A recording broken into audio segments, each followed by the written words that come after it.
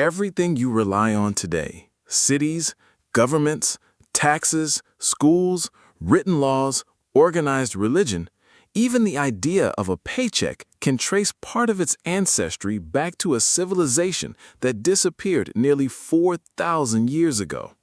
Its language is dead, its cities were buried beneath the desert, its people vanished. Yet every day, without realizing it, we continue living inside a world they help invent. This is the story of ancient Sumer, the civilization many historians consider humanity's first great experiment in urban life. It was here, in the fertile plains between the Tigris and Euphrates rivers, that ordinary farming villages transformed into something the world had never seen before. True cities, complex governments, written records, monumental architecture, and organized economies. But if Sumer was so revolutionary, one mystery remains. How could the civilization that changed history simply disappear? Around 12,000 years ago, nearly every human being lived as a hunter-gatherer. Small groups followed migrating animals, gathered wild plants, and rarely settled permanently in one place. Human societies were mobile because survival depended on movement. Everything began to change after the end of the last ice age. As global temperatures stabilized, certain regions became unusually productive for agriculture. Among the most important was Mesopotamia, a Greek word meaning the land between rivers. Stretching between the Tigris and Euphrates, this region occupied much of present-day Iraq and parts of Syria, Kuwait, and southeastern Turkey. Unlike the predictable flooding of Egypt's Nile, Mesopotamia's rivers were both generous and dangerous.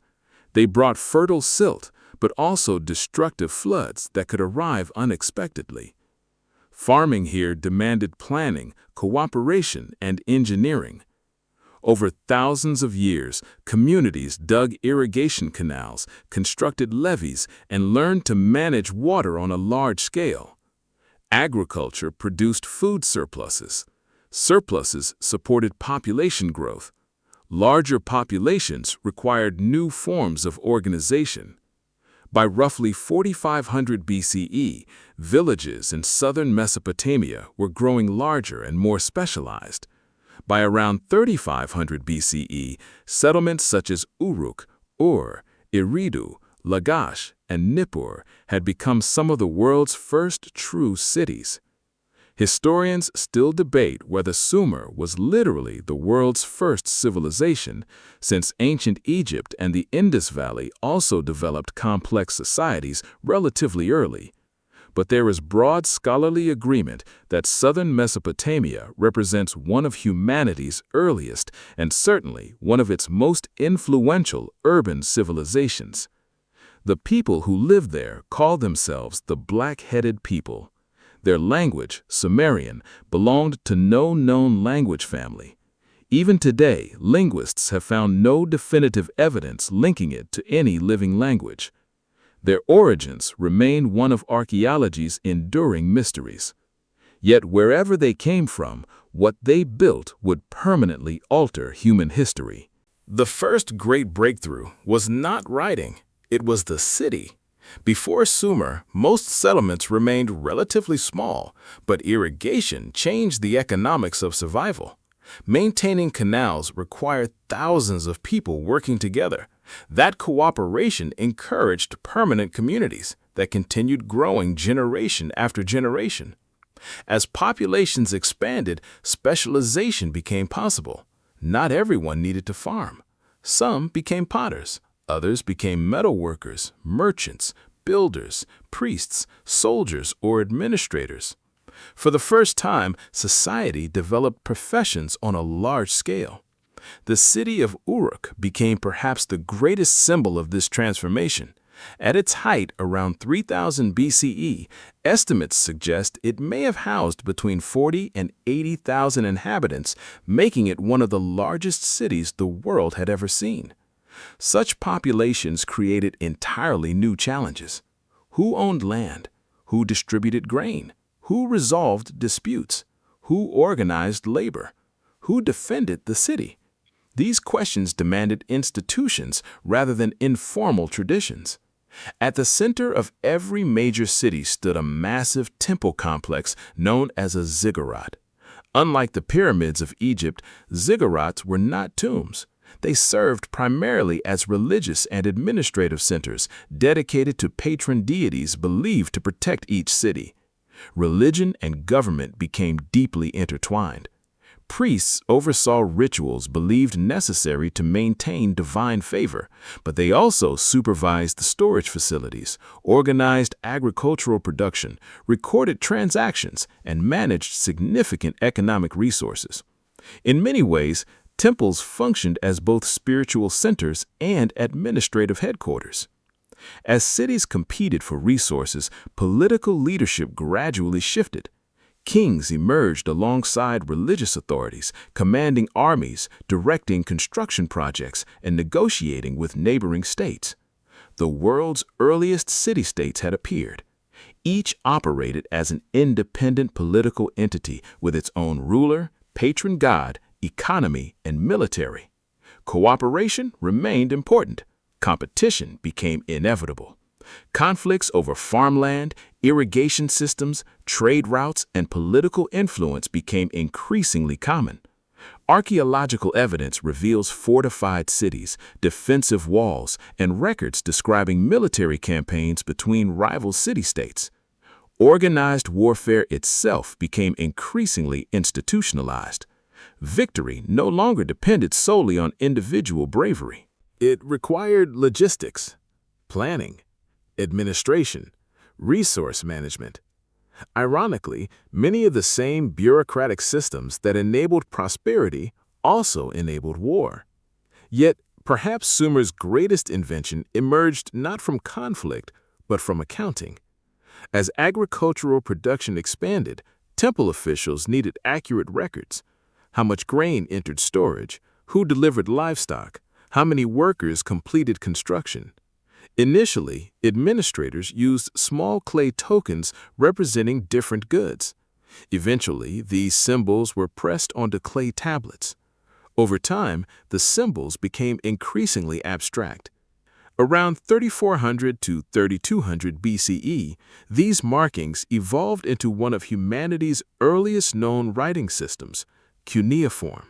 Its wedge-shaped impressions were made by pressing a reed stylus into soft clay.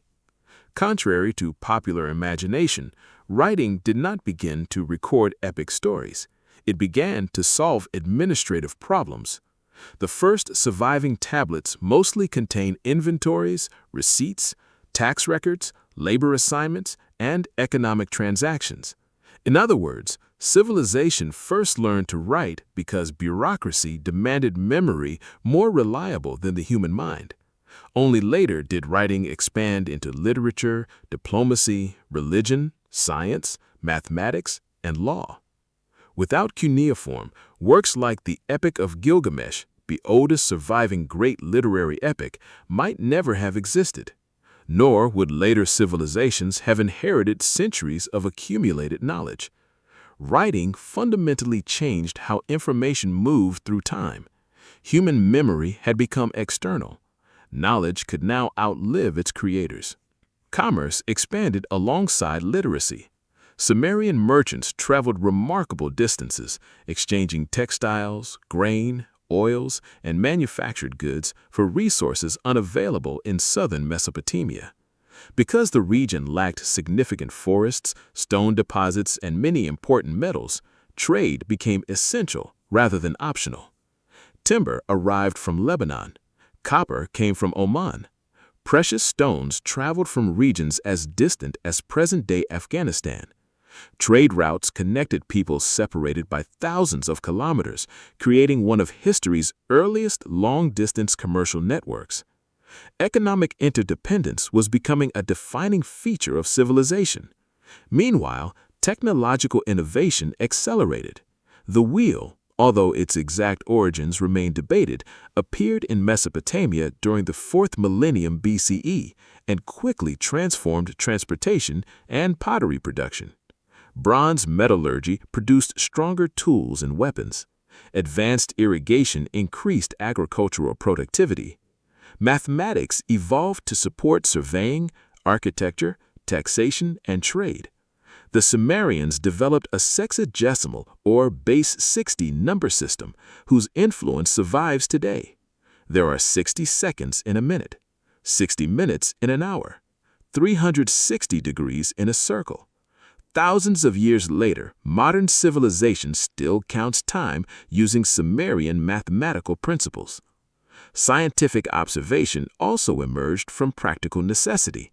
Priests carefully observed the heavens to regulate agricultural calendars and religious ceremonies. These systematic observations eventually contributed to astronomy, which later Mesopotamian civilizations expanded into increasingly sophisticated forms. Bit by bit, nearly every aspect of organized society became more complex. And complexity, once created, rarely disappears. It evolves. Sumer's greatest achievement was not any single invention. It was creating a self-reinforcing system. Agriculture generated surplus food. Surplus supported larger populations. Larger populations enabled specialization. Specialization increased productivity. Greater productivity required administration. Administration encouraged writing. Writing improved governance. Better governance supported even larger societies.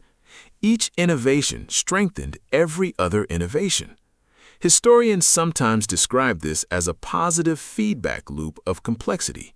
Once societies crossed a certain threshold, returning to simpler forms of organization became increasingly difficult. The city itself became a technology, not merely a place where people lived, but an engine for generating new ideas. Dense populations accelerated innovation because artisans, merchants, priests, engineers, and rulers constantly exchanged knowledge. Urban life created intellectual ecosystems impossible in isolated villages.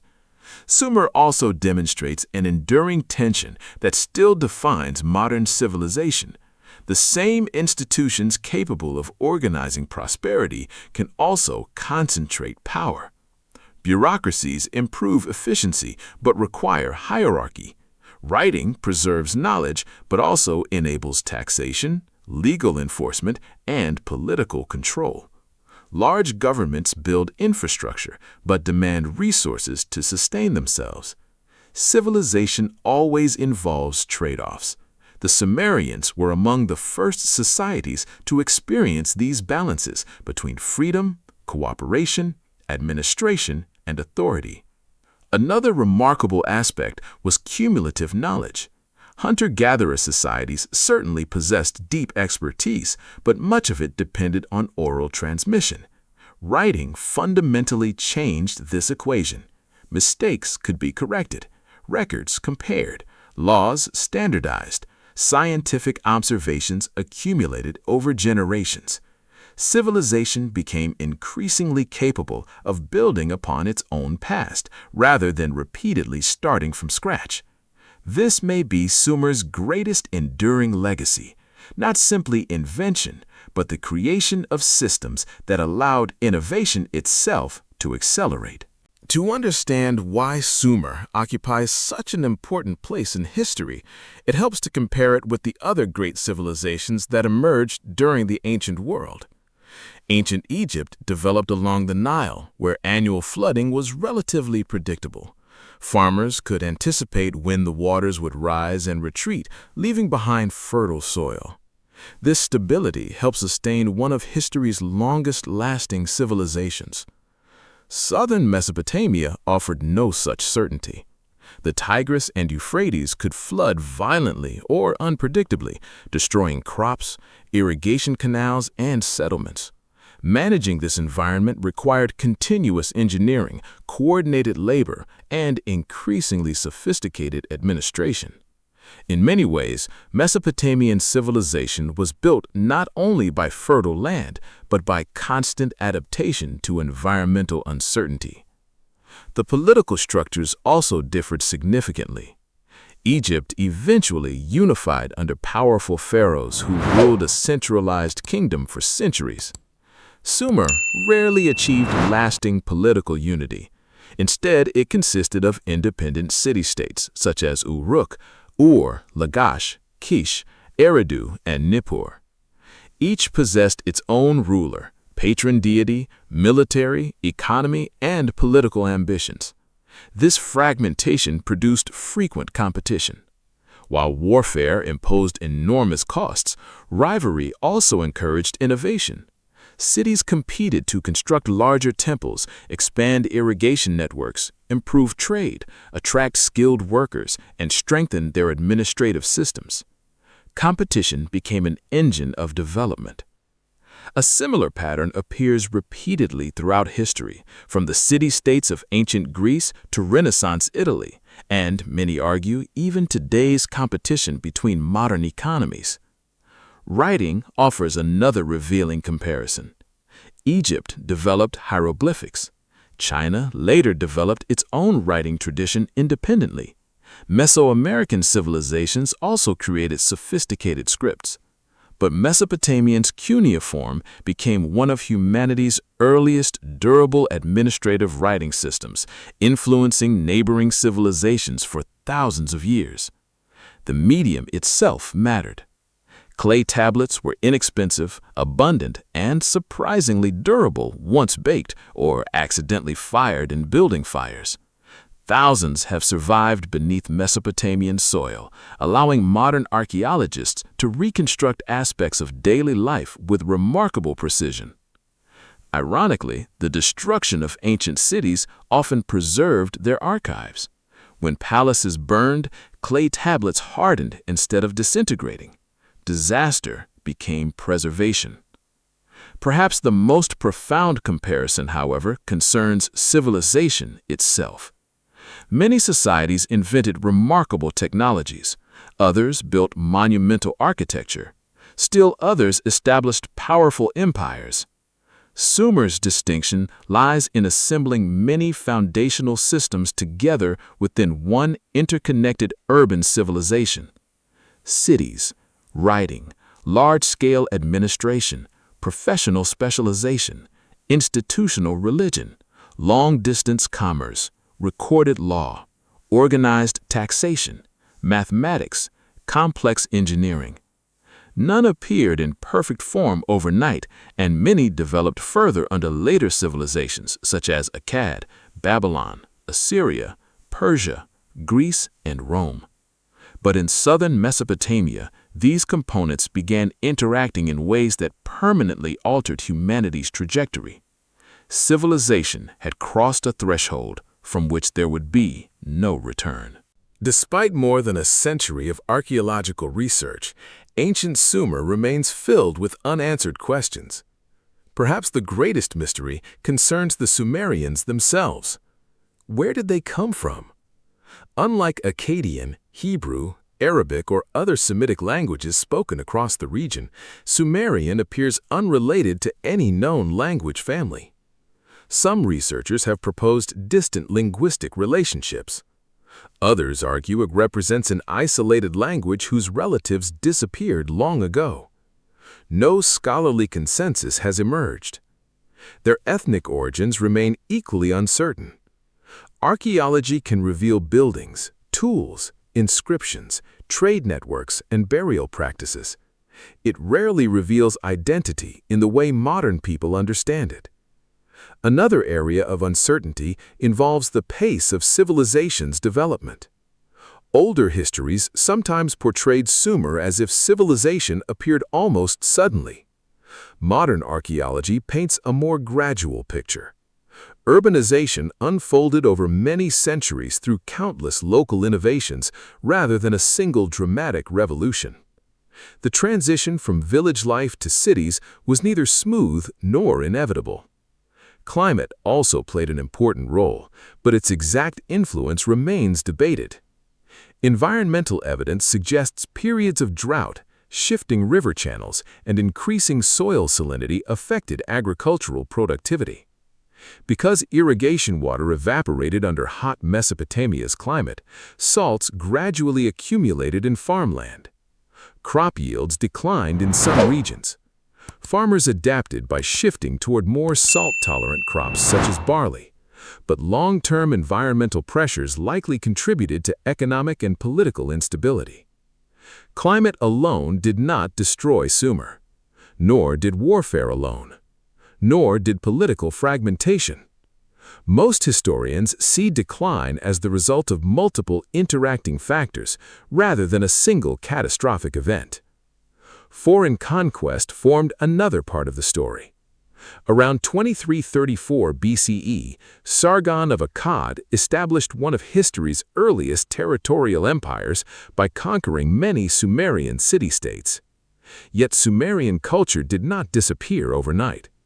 Its language continued to be used for religion, administration, and scholarship for many centuries, much like Latin survived long after the fall of the Western Roman Empire.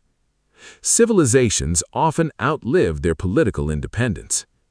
Eventually, however, repeated invasions, shifting trade routes, environmental pressures, and changing political centers reduced Sumer's influence. By roughly the early 2nd millennium BCE, Sumerian was no longer a spoken language. Its cities gradually declined. Its people were absorbed into broader Mesopotamian cultures. The civilization faded.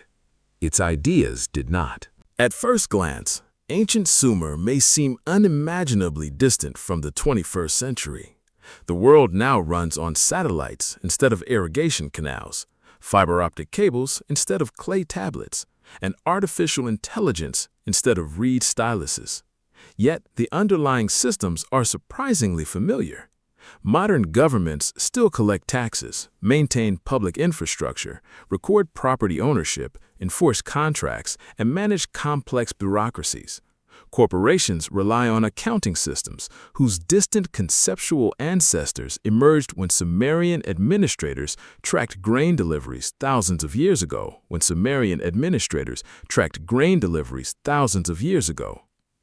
Cities remain humanity's greatest engines of innovation. More than half of the world's population now lives in urban areas, where dense networks of people, ideas, and institutions continue generating scientific discoveries, technological breakthroughs, and economic growth, just as they did in Uruk over 5,000 years ago. Global trade also reflects patterns first visible in Mesopotamia. No modern nation produces everything it needs. Raw materials, manufactured goods, energy, technology, and financial capital move across continents through vast interconnected networks. The scale is dramatically larger. The principle is remarkably similar. Even our understanding of time carries echoes of Sumer.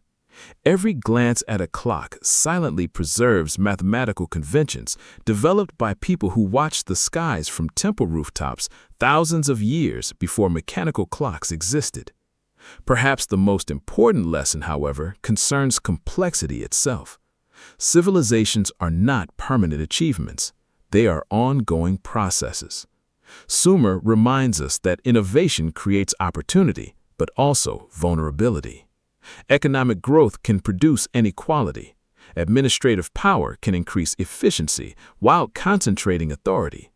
Technological progress solves old problems while introducing new ones. These tensions have accompanied civilization from its earliest beginnings. Today, humanity faces another transformative period driven by artificial intelligence, biotechnology, automation, and climate change. Like the people of Sumer, we are creating systems whose long-term consequences remain uncertain. Future historians may look back on our era much as we study theirs, not as an endpoint, but as another turning point in humanity's long experiment with civilization. The ruins of Sumer no longer dominate the landscape. Its temples have crumbled.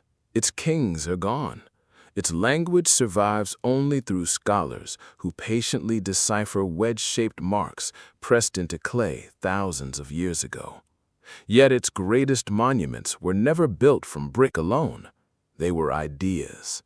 The idea that knowledge could be recorded, that cities could organize millions of lives, that institutions could outlast individuals, that civilization itself could become a framework upon which every generation builds something new. We often think history moves through great battles or extraordinary leaders, but sometimes the most important revolutions happen quietly.